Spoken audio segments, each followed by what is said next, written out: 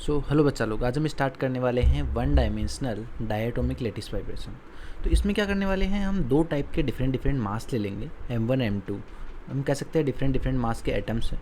अब इन एटम्स के बीच में जो स्ट्रिंग है वो मासलेस कंसिडर कर रहे हैं और हम समझ रहे हैं कि ये सिंपल हार्मोनिक ऑसिलेटर की तरह जो है बिहेव कर रहे हैं। ठीक है, तो हम इसके लेटेस्ट वाइब्रेशन को पढ़ेंगे। अब तो सबसे पहले हमने देखी यहाँ पे M1 M2 M1 M2 ऐसे अल्टरनेटिवली जो मासेज हैं वो सेलेक्ट किए हैं। हमने माना है कि जो M1 है उसका जो पोजीशन है वो 2NA है एंड वो 2nth स्टेट मतलब 2nth पोजीशन पे है एंड उसका जो डिस्प्लेसमेंट है वो हमने लिया है U2n से डिनोट किया है। इस तरह से हमने जो ओड है जो M2 मास है उसके लिए हम U2n+1 ले रहे हैं डिस्प्लेसमेंट। ठीक है, तो चलिए हम इसके डेरिवेशन को स्टार्ट करते हैं। सबसे पहले हमने लिया लेट कंसीडर जो स्ट्रिंग है आपका, late consider string is massless and ये जो है यहाँ पे वो SHO कर रहे हैं, सिंपल हार्मोनिक ऑसिलेटर को परफॉर्म कर रहे हैं। ठीक है, तो मैं डायरेक्टली इसकी कंडीशन लिख देता हूँ। आपको पता है ऑलरेडी कि जब भी हम डिफरेंट डिफरेंट मास के लिए लिखना चाहें तो कैसे लिखते हैं, जो आपका जो फोर्स होता है that is minus the spring constant. यहाँ पे जो हम ले रहे हैं वो बीटा ले रहा हूँ मैं, क्योंकि आपका जो k है वो हम वेव वेक्टर लेंगे तो थोड़ा कन्फ्यूजन ना हो, इसके लिए मैं स्प्रिंग कॉन्स्टेंट को यहाँ पे बीटा कंसिडर कर रहा हूँ। तो ये हो जाएगा beta of x1। 2nth atom के लिए जो आपका डिस्प्लेसमेंट है, फाइनल डिस्प्लेसमेंट, उसको x1 से डिनोट कर रहा हूँ।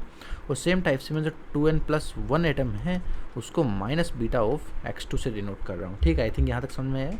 यहाँ पे लिख देता हूँ, यहाँ पे जो x1 एंड x2 जो हैं वो डिस्प्लेसमेंट हैं। ठीक है, अभी हम बात करते हैं x1 x2 की वैल्यू क्या है। ठीक है, तो देखिए सबसे पहले हम x1 की बात करते हैं। तो ऊपर डायग्राम से देखिए x1 क्या है, x1 2nth एटम का डिस्प्लेसमेंट है। तो x1 के लिए क्या लिखूंगा मैं कि सबसे पहले आपको 2n-1 इन दोनों का डिफरेंस माइनस कर देंगे, U2n+1 -U2n। ठीक है, तो इनका वैल्यू लिख देता हूँ मैं। तो x1 के लिए सीधा सा वैल्यू है कि आपको जो लेफ्ट राइट का डिस्प्लेसमेंट है माइनस राइट साइड का डिस्प्लेसमेंट। तो लेफ्ट साइड वाला कितना है, देखो U(2n - U(2n-1) माइनस कर देंगे U(2n+1 - U(2n)। तो ये हो गया आपका x1 का वैल्यू एंड इसको कैलकुलेट करोगे तो कितना आ जाएगा, 2U(2n - U(2n-1 - U(2n+1)। यह आ गया मेरा x1 का वैल्यू। सेम टाइप से आप x2 फाइंड करेंगे। उसमें देखो x2 में क्या करेंगे, हम x2 ये लिया है हमने 2n+1 एटम को। तो इसमें क्या करेंगे कि हम इन दोनों का जो है लेफ्ट साइड का 2n+1 एटम की लेफ्ट साइड का डिस्प्लेसमेंट माइनस राइट साइड का डिस्प्लेसमेंट वो हो जाएगा नेट डिस्प्लेसमेंट।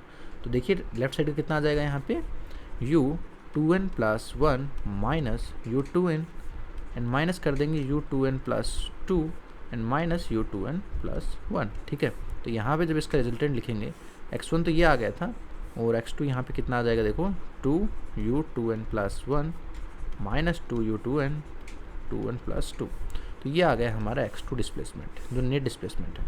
तो इस टाइप से मैंने आपको दोनों जो डिस्प्लेसमेंट हैं कहें कि M1 मास का और M2 मास का, ये x1 करस्पॉन्डिंग है। देखो x1 किसके करस्पॉन्डिंग लिया है हमने, x1 लिया है M1 मास की, तो ये M1 मास के लिए ले लिया और ये M2 मास के लिए लिया। ठीक है, अब हम इसको आगे थोड़ा और सोल्व करते हैं, इक्वेशन में पुट करते हैं। पहले मैं एक मास के लिए सोल्व कर लेता हूँ। लेट्स से हम M1 के लिए कर लेते हैं। लेट्स टेक फर्स्ट M1 मास।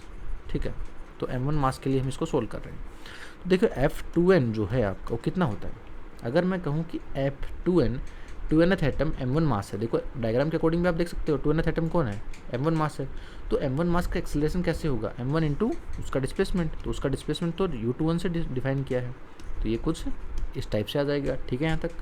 अब इसको थोड़ा और आगे सोल्व करते हैं। माइनस बीटा x1 का वैल्यू पुट कर देता हूँ, 2U2n - 2n+1 - 2n-1। यहाँ तक आई थिंक आपको कोई डाउट नहीं होगा। अभी देखो काफ़ी इजी है, हमें पता है कि जो डबल डिफरेंशियल इक्वेशन है कहें कि सेकंड ऑर्डर डिफरेंशियल इक्वेशन है, इसका यहाँ पे जो सॉल्यूशन है वो समथिंग प्लेन वेव होगा। और प्लेन वेव को हम नोटेट किससे करते हैं, समथिंग हम जो U2n है उसका सॉल्यूशन जो आएगा इस डिफरेंशियल इक्वेशन को मैं डायरेक्टली लिख देता हूँ, वो हम प्लेन वेव के अकॉर्डिंग लिखते हैं e⁻⁻⁻t - kx। अब k इंटू एक्स, देखो 2nth एटम का जो डिस्प्लेसमेंट है x से कितना आ जाएगा, 2n आ जाएगा। ठीक है, मैंने 2n ले लिया है। सेम टाइप से मैं यहाँ पे अगर 2n+1 का लिखूँ तो कितना आ जाएगा, a⁻⁻⁻t - k 2n+1 a। Same type से आप U2n-1 लिख देंगे, a⁻⁻⁻t - k into 2n-1 a। I think ये आपके जो है डिस्प्लेसमेंट्स की जो कंडीशंस थी सारी वो कंप्लीट हो गई। अब हम इन डिस्प्लेसमेंट्स को इस इक्वेशन में पुट कर देंगे जो हमें m1 मास का इक्वेशन मिला है, ठीक है। तो चलिए इसको पुट करते हैं। हमारा putting the values in first equation में जो ये तीनों वैल्यूज़ है ये हम पुट कर देते हैं और देखते हैं क्या रिजल्ट आता है। चलिए देखिए फर्स्ट इक्वेशन यहाँ पे लिखा हुआ है, तो इसी के अकॉर्डिंग मैं जब m1 इंटू देखो जब D square upon D T square of u2n, तो u2n देखिए कितना है, ये है।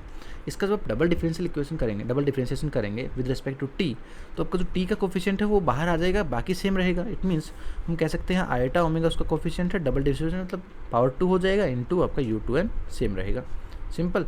इसी टाइप से राइट साइड में जो है हमारा माइनस बीटा। अब देखिए u2n के अंदर जो भी है u2n + 1 u2n - 1 तीनों में एक चीज़ कॉमन है, आयटा ओमेगा टी माइनस के एन 2na, ठीक है। डिफरेंट क्या है, यहाँ पे 1a एक्स्ट्रा है, यहाँ पे -1a एक्स्ट्रा है, तो उनको हम कॉमन ले लेंगे, अदरवाइज आपका u2n तीनों में कॉमन रहेगा। तो मैं यहाँ पे लिख सकता हूँ 2 टाइम्स, यहाँ पे देखो u2n में क्या बचेगा, 1 बचेगा, माइनस यहाँ पे कितना बचेगा e⁻ -ka, और यहाँ पे बचेगा e⁻, आयटा भी आएगा साथ में, ठीक है, एंड प्लस आयटा k, ठीक है। यहाँ तक इंटू आपका u2n हमने इसमें कॉमन ले लिया तीनों में, ठीक है। यहाँ तक आई थिंक ये भी आपको समझ में आ गया होगा। अब देखो m1 into eta omega square, तो m1 इंटू आयटा का स्क्वायर -1 होता है इंटू ओमेगा स्क्वायर, u2n से u2n कैंसिल हो गया, और ये हमारा जो यहाँ पे आया है देखिए। अच्छा एक चीज़ और है यहाँ पे कि आपको डायरेक्ट कैंसिल तो हमने कर दिया, बट यहाँ पे एक मिस्टेक कर दी हमने। देखिए हमने इसका जो u2n एटम है m1 मास है, तो m1 मास के लिए हमें कांस्टेंट डिफरेंट लेना पड़ेगा और m2 मास के लिए डिफरेंट कांस्टेंट लेना पड़ेगा। यहाँ जो प्लेन वेव का सोल्यूशन है वो 2n के लिए अलग आएगा, 2n + 1, देखो मास डिफरेंट है तो कांस्टेंट भी अलग अलग लेना पड़ेगा। तो चलिए हम इसको थोड़ा चेंज कर लेते हैं, ये जो 2n + 1 है उसको हम b कर देते हैं, और 2n - 1 को जो ओड जो मासेज हैं या फिर कहेंगे m2 मासेज हैं उनके लिए हम इस कांस्टेंट है इसको b ले लेते हैं। एम्पलीट्यूड है एक तरीके से वेव का, तो इसको b ले लिया हमने। तो यहाँ पे अगर हम ये ले लेंगे तो यहाँ पे a बच जाएगा, और क्योंकि यहाँ पे 2n था यहाँ पे b रहेगा, यहाँ पे भी b रहेगा। आई थिंक बाकी सब सेम है। अच्छा राइट साइड में भी यहाँ पे a आएगा समथिंग, ठीक है, बाकी ये दोनों कैंसिल हो जाएंगे, ठीक है। तो इसको हम थोड़ा और आगे सोल्व करते हैं। देखिए कितना आएगा, यहाँ पे आएगा माइनस बीटा इंटू ये देखिए 2a, यहाँ पे कितना है 2 times a minus beta into यहाँ पे देखो कितना हो जाएगा। अगर मैं माइनस बीटा को कॉमन ले लूँगा, माइनस b है, ये बीटा नहीं है b है, माइनस b को कॉमन लेता हूँ तो e⁻, देखो ये मैंने लास्ट लेक्चर में बताया था, e⁻ -x plus e⁻x/2 is equal to cos x होता है, बट यहाँ पे आयटा होना चाहिए, ठीक है। तो ये हो गया, अगर आयटा नहीं होगा तो कोस हाइपरबोलिक x हो जाएगा, ठीक है। तो यहाँ पे बीटा इंटू कितना आ जाएगा 2 cos k। आई थिंक ये काफ़ी ईजी था। अभी देखिए इस इक्वेशन को थोड़ा सा ईजी और कर देते हैं हम। तो यहाँ पे इसको जब आप सोल्व करोगे तो ये आ जाएगा m1 into omega square, minus minus cancel हो जाएगा, beta into 2 times a minus b into 2 cos ka, ठीक है। यहाँ तक ये हो गया आपका जो है इक्वेशन m1 मास के लिए जो नेट इक्वेशन है आपका रिजल्टेंट वो आ गया।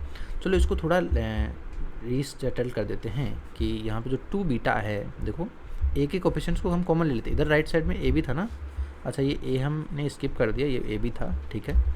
तो देखो यहाँ पे जो 2 बीटा माइनस ये m1 इंटू ओमेगा स्क्वायर आ जाएगा, इंटू में a कॉमन आ गया, एंड अगर मैं कहूँ कि इसको भी हम राइट साइड में ले आते हैं तो ये कितना हो जाएगा, देखो बीटा इंटू b, तो 2 बीटा b इंटू कोस के a, ये हो गया 0।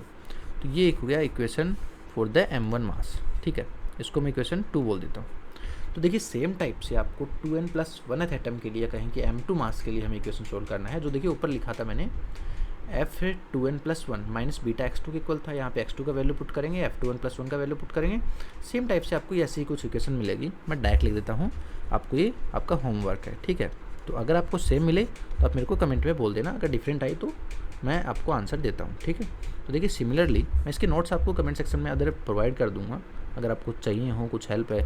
बाकी अदरवाइज ये सिंपल है, सेम तरीके से आप इसको ट्राई करेंगे तो आपका आ जाएगा। देखिए डिफरेंट मास के लिए कितना आएगा, ये -2 बीटा a इंटू कोस के a plus 2 beta minus m2, क्योंकि हम m2 मास के लिए लिख रहे हैं ये equation, into b is equal to 0।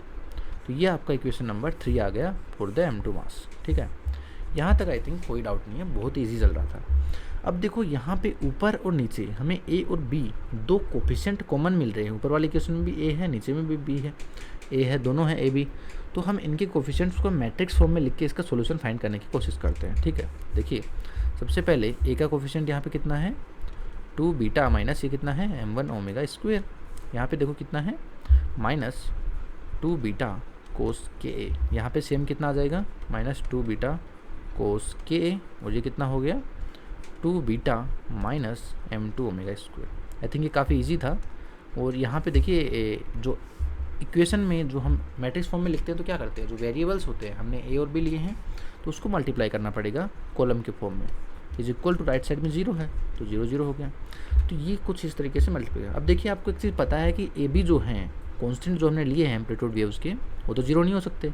It means आपका जो ये डिटरमिनेंट है मैट्रिक्स का वो 0 होना चाहिए, तभी ये सेटिस्फाई करेगा कंडीशन। ठीक है, तभी राइट साइड में 0 आएगा।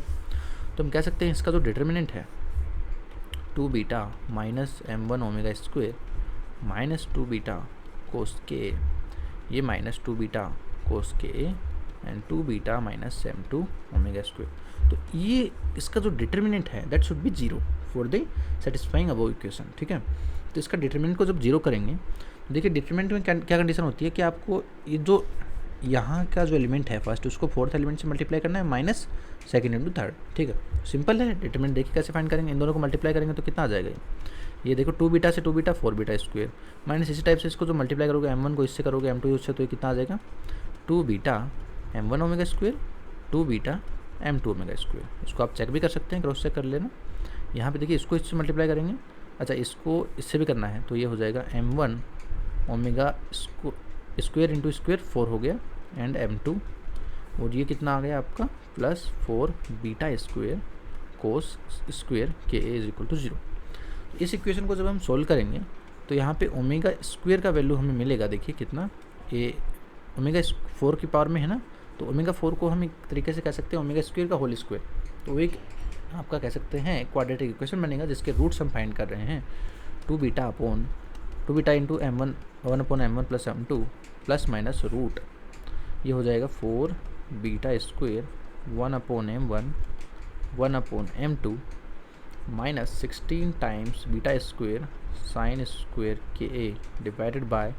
इसको अब थोड़ा सा खुद ट्राई करेंगे ना कैसे आया ये, मैंने यहाँ पे डायरेक्ट एक स्टेप छोड़ दी है, तो अब थोड़ा सा ट्राई करेंगे तो आपको भी थोड़ा लिंक होगा कि हमने कैसे इसको फाइंड किया है। ठीक है, तो ये आ गया ओमेगा स्क्वायर का वैल्यू, दोनों जो रूट हैं ओमेगा स्क्वायर के आ गए। तो यहाँ से जो इसका डिवाइड में भी आएगा, कितना आएगा देखिए, डिवाइड में 2 इंटू ए का वैल्यू 1 था इस इक्वेशन में, अब जो फाइंड होगा इसके बाद में जो नेक्स्ट स्टेप आएगा तो ये आ गया ओमेगा स्क्वायर का वैल्यू। इससे मैं कह सकता हूँ कि जो आपका ओमेगा प्लस माइनस का वैल्यू है, देखो ओमेगा स्क्वायर का दो वैल्यू आएंगे प्लस माइनस, तो यहाँ पे देखिए प्लस माइनस स्क्वायर। ठीक है, तो यहाँ पे कितना आ गया इसका value beta into 1 upon m1 plus 1 upon m2, यहाँ पे प्लस माइनस ये देखिए 2 से 4 कैंसिल हो जाएगा रूट का, तो इनसाइड आपका जो यहाँ पे 16 से 4 कॉमन आ जाएगा और यहाँ से 4 डायरेक्ट कैंसिल हो जाएगा, तो ये आ जाएगा beta square m1 plus m2 and minus 4 beta square sine square के a divided by m1 m2। तो ये आ गया आपका omega plus and omega minus square का वैल्यू। इसी को हम बोलते हैं dispersion relation for the one dimensional diatomic lattice vibration. ठीक है, तो यहाँ तक हमने जो है डिस्पर्जन रिलेशन फाइंड कर लिया। अब इसके डिफरेंट केस पढ़ते हैं, चलिए नेक्स्ट लेक्चर में।